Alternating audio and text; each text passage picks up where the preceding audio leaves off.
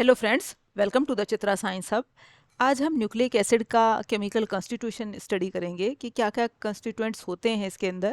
Nucleic acids जो होता है हमारा बेसिस, शुगर और फॉस्फेट ग्रुप का के बने हुए होते हैं। अब न्यूक्लिक एसिड हैं क्या हमारे, ये जो है लीनियर पॉलीमर होते हैं। किसके? न्यूक्लियोटाइड्स। न्यूक्लियोटाइड्स मोनोमर होता है और बहुत सारे न्यूक्लियोटाइड्स मिलके जो है पॉलीमर बनाते हैं। उस पॉलीमर का नाम है हमारा न्यूक्लिक एसिड और ये हमारा जो है जेनेटिक इन्फॉर्मेशन को कैरी करता है। और ये न्यूक्लिक एसिड्स जो है हमारे दो तरह के होते हैं, डीऑक्सी एसिड जिसे हम कहते हैं डीएनए, और राइबोन्यूक्लिक एसिड जिसे हम कहते हैं आरएनए। जो डीएनए होता है हमारा, ये जेनेटिक मटेरियल होता है सब फ्री लिविंग ऑर्गेनिजम्स का और मोस्ट वायरसेस का। जो आरएनए होता है हमारा, ये हमारा हमारे जो सब तरह की सेल्स में पाया जाता है और ये हमारा वाइटल रोल प्ले करता है किसमें? जीन एक्सप्रेशन में। आरएनए जो होता है कुछ सर्टेन वायरसेस में जो है हमारा जेनेटिक इन्फॉर्मेशन कैरी करने का भी काम करता है हमारा। अब जो हमारे न्यूक्लिक एसिड्स हैं, जो इसकी जो बेसिक यूनिट हमारी न्यूक्लियोटाइड है, ये हमारी किस किस चीज़ से मिलके बनती है।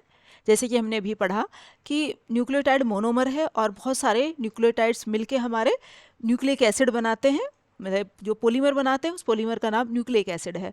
तो जो ये हमारा ये मोनोमर है जो न्यूक्लियोटाइड, इसे ये तीन कंपोनेंट्स का बना हुआ होता है। एक नाइट्रोजनस बेस, एक पेंटोज शुगर और एक फॉस्फेट ग्रुप। जैसे कि हम ये फिगर में देख पा रहे हैं, ये शुगर है, ये हमारा क्या है? नाइट्रोजनस बेस है, और ये हमारे फॉस्फेट ग्रुप्स हैं। In each nucleotide, nitrogen containing base is attached to pentose sugar, which in turn attached to a phosphate group. हमारी जो है ये नाइट्रोजनस बेस जो होता है ये पेंटोज शुगर से अटैच होता है और ये pentose sugar further phosphate group के साथ जुड़ जाती है। अब यदि हमारा ये केवल दो का ही कॉम्बिनेशन हो, केवल नाइट्रोजनस बेस हो और शुगर हो, तो इसे तो हम कहते हैं न्यूक्लियोसाइड। और यदि इस न्यूक्लियोसाइड के साथ फर्दर फॉस्फेट ग्रुप जुड़ जाता है तब हम उसे कहते हैं न्यूक्लियोटाइड। अब जो नाइट्रोजनस बेस होते हैं हमारे, ये क्या होते हैं? ये हमारे नाइट्रोजन कंटेनिंग ऑर्गेनिक कंपाउंड्स होते हैं और इनकी जो केमिकल प्रॉपर्टीज़ होती है, मतलब बेसिकली ये बेस होते हैं हमारे, इसलिए नाम है इनका नाइट्रोजनस बेस। नाइट्रोजन है इसलिए नाम है नाइट्रोजनस, और चूंकि ये बेस होते हैं इस वजह से नाम है नाइट्रोजनस बेसिस। न्यूक्लियोटाइड्स जो होते हैं हमारे, ये जिनके अंदर हमारे ये जो हमारे दो तरह के बेसिस होते हैं, एक पायरामिडीन बेस और ये एक दूसरी हमारे जो प्यूरिन बेसिस। अब पायरामिडीन बेस्ड क्या होते हैं हमारे? 6 मेंबर्ड हेटेरोसाइक्लिक कॉन्जुगेटेड रिंग्स, इन्हें हमने कहा पायरामिडीन। और पायरामिडीन जो होते हैं जो हमारे डीएनए के अंदर पाए जाते हैं उसे हम कहते हैं साइटोसिन और थायमिन। ये हमारा साइटोसिन और थायमिन का स्ट्रक्चर है। इसका जब हम नोमेनक्लेचर करते हैं तो इस वाले नाइट्रोजन एटम को 1, फिर इस कार्बन को यहाँ 2, ये 3, ये 4, ये 5, ये 6, इस तरह से हम इसका नोमेनक्लेचर करते हैं। और डीएनए के अंदर हमारे दो पायराडीन बेस होते हैं, कौन कौन से? एक थायमिन और एक साइटोसिन। इनका जो एब्रीवेशन है, साइटोसिन का C और थायमिन का T। अब जो आरएनए के अंदर हमारे पैरामिडीन बेसिस पाए जाते हैं वो होते हैं हमारे साइटोसिन और यूरेसिल। साइटोसिन को हम जो है एब्रीवेशन फॉर्म इसकी C है और यूरेसिल की U है। ये हमारा साइटोसिन और यूरेसिल का स्ट्रक्चर है। जो पैरामिडीन बेस जो हमारा जब पेंटोज शुगर के साथ जुड़ता है तो N1 से जुड़ता है, इस वाले नाइट्रोजन एटम की हेल्प से ये हमारा शुगर के साथ जुड़ता है। अब इसमें एक इम्पोर्टेंट पॉइंट है, जो यूरेसिल होता है हमारा ये डीएनए में एब्सेंट होता है और जो थायमिन होता है ये आरएनए में एब्सेंट होता है। कहने की बात यह है कि आरएनए के अंदर हमारा थायमिन नहीं होता और डीएनए के अंदर हमारा यूरेसिल बेस नहीं होता। अब जो दूसरे बेस है हमारे प्यूरिन बेसिस, ये क्या होते हैं? इनके अंदर हमारे दो रिंग होती हैं, एक तो imidazole ring, 5 membered imidazole ring, और जो हमारी किसके साथ जुड़ी रहती है? 6 मेंबर्ड पायराडीन रिंग के साथ। ये इमिडाजोल रिंग होती है और ये हमारी पायरामिडीन रिंग होती है। अब जो प्यूरिन बेसिस जो है हमारे डीएनए और आरएनए में जो पाए जाते हैं उनका नाम है एडेनिन और ग्वेनिन।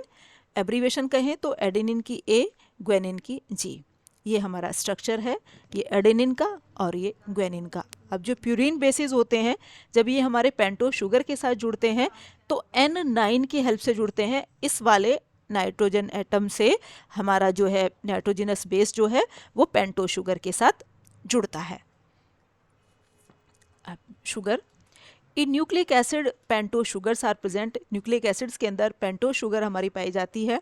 ये हमारा स्ट्रक्चर है हमारा, ये पेंटोज शुगर है हमारी आरएनए में जो पेंटोज शुगर होती है उसका नाम है बीटा डी राइबोज, और जो डीएनए में जो शुगर पाई जाती है उसका नाम है बीटा डी 2-डीऑक्सी राइबोज। अब हमने इसे 2-डीऑक्सी राइबोज क्यों कहा? चूंकि 2 पोजीशन पे जो है हमारा एक ऑक्सीजन एटम गायब है, इसलिए हमने इसका नाम दिया बीटा डी 2-डीऑक्सी राइबोज, जो कि हम यहाँ पे इस वाले में राइबोज में देख पा रहे हैं। इस 2 पोजीशन पे हमारा OH ग्रुप है, और यदि डीऑक्सी राइबोज में हम देखें तो 2 पोजीशन पे केवल हाइड्रोजन है, तो एक ऑक्सीजन गायब है, इसलिए हमने नाम दिया डीऑक्सी राइबोज। अब next, phosphate group. In nucleotide, one or more phosphate groups are attached to C5 hydroxyl group of pentose sugar.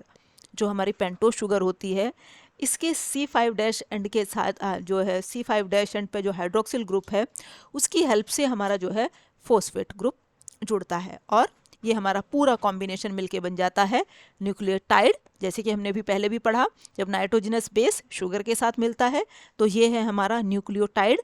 अब जब इसके साथ हमारा फोस्फेट ग्रुप जुड़ गया तो ये बन गया हमारा क्या? न्यूक्लियोटाइड। अब ये फोस्फेट ग्रुप जो है हमारा 1 भी हो सकता है, 2 भी हो सकते हैं, 3 भी हो सकते हैं। तो ये था हमारा आज का टॉपिक। हमारी नेक्स्ट वीडियो में हम हमारे न्यूक्लियोटाइड्स किस तरह से बनते हैं, न्यूक्लियोसाइड्स किस तरह से बनते हैं, ये हम स्टडी करेंगे हमारी आगे की वीडियोज़ में। Thank you. Control C